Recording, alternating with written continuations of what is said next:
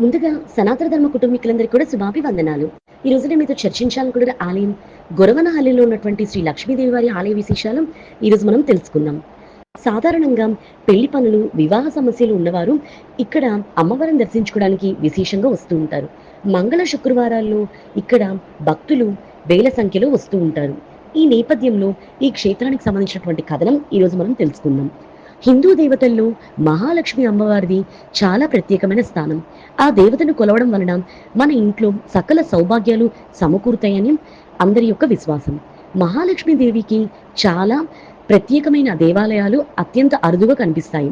మహావిష్ణువు కొలువు తీరిన దేవాలయంలో లక్ష్మి ఆయన చెంతే ఉంటుంది, లేదా ఆ ఆలయ ప్రాంగణంలో ఉపాలయంగా ఉంటుంది. ఇక్కడ వెంకటేశ్వరుడి ఆ దేవాలయంలో ఆయన వామభాగంలో మహాలక్ష్మి ప్రతిష్ఠించి ఆయనతో పాటు పూజలు చేస్తారు. కేవలం మహాలక్ష్మికి మాత్రమే దేవాలయాలు చాలా అరుదుగా కలవు. అటువంటి దేవాలయాలను మనం వేళ్లపైన లెక్కబెట్టవచ్చు. అటువంటి కోవకు చెందినదే కర్ణాటకలోని తుమ్కూరు జిల్లాలోని గొరవనహల్లి మహాలక్ష్మి దేవాలయం. కోరిన కొలుకలు తీల్చే కర్పవల్లిగా ఆమె భక్తులతో నీరాజనాలు అందుకుంటూ ఉంటుంది. అంతేకాకుండా ప్రస్తుతం ఈ దేవాలయం ట్రస్టీ అనేక దాతృత్వ కార్యక్రమాలు చేస్తున్నారు. బెంగళూరుకు దాదాపు 80 కిలోమీటర్ల దూరంలో ఉన్న ఈ క్షేత్రానికి సంబంధించిన కథనం అత్యంత విశేషం. ప్రాచీన కాలంలో ఈ ప్రాంతంలో గొరవనహల్లి ప్రాంతంలో గోవుల సంఖ్య ఎక్కువగా ఉండేది. అవి చేసే శబ్దాలు ఎక్కువగా ఉండడం వలన ఈ ప్రాంతానికి గొరవనహల్లి అనే పేరు వచ్చినట్టు చెప్తారు. ఇదిలా ఉండగా ఈ ప్రాంతంలో అరసు వంశానికి చెందిన అబ్బయ్య నిత్యం పశువులను మేపుకుంటూ ఉండేవారు. ఒకసారి ఆయన నరసయ్యపాళ్య గ్రామ సమీపంలోని చెరువు వద్దకు వెళ్ళగా తనని ఇంటికి తీసుకువెళ్లాల్సిందిగా ఒక ఆడస్వరం వినిపించింది. దీంతో అతను ఆ స్వరం వినిపించిన చోట వెతుకగా విచిత్ర రంగులో మెరిసిపోతున్న ఒక రాతి పలక కనిపించింది. దీంతో తన తల్లి అనుమతి తీసుకొని శిలారూపాన్ని తన ఇంటికి తీసుకువెళ్లి భక్తి శ్రద్ధలతో పూజించాడు. దీంతో అతడు కొద్ది కాలంలోనే ధనవంతుడిగా మారిపోయి తన కుటుంబంతో సుఖంగా జీవించసాగాడు. దీంతో అతని ఇంటికి లక్ష్మీ నివాసం అని పేరు వచ్చింది. కొన్ని రోజుల తర్వాత అబ్బాయి తమ్ముడైన తోటప్పయ్య లక్ష్మీదేవిని పూజించడం మొదలుపెట్టాడు.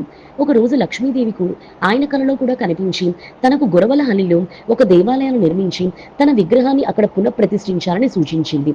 దీంతో ఆయన లక్ష్మీదేవి చెప్పినట్టే చేశారు. కొన్ని రోజుల పాటు ఆ దేవాలయంలో ధూప దీప నైవేద్యాలు, నిత్యాన్నదానాలు బాగానే జరిగాయి. అయితే అటుపై ఆలయం ఆలనాపాలన పట్టించుకునేవారు కరువైపోయారు. దీంతో ఆలయంలో పూజలు జరగలేదు.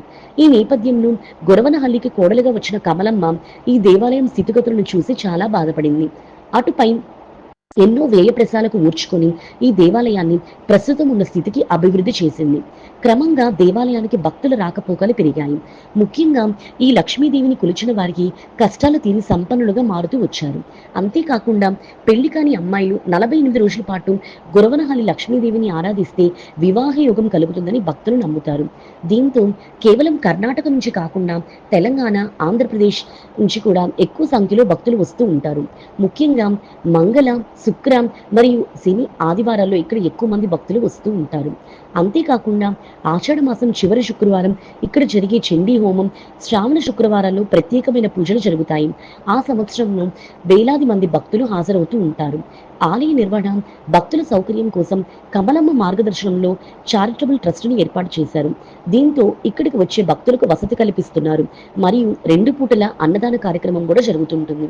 వీటితో పాటు సామూహిక వివాహాలు, వైద్య శిబిరాలు, ఉచిత కంటి ఆపరేషన్లు, విద్యార్థులకు స్కాలర్షిప్లు తదితర సేవా కార్యక్రమాలు కూడా ఈ ట్రస్ట్ నిర్వహిస్తుంది. మరి తెలుసుకున్నారు కదా గొరవనహల్లి మహాలక్ష్మి దేవాలయం యొక్క ఆలయ విశేషాలు. ఈ వీడియో చూసిన మీ అందరికీ కూడా కృతజ్ఞతలు.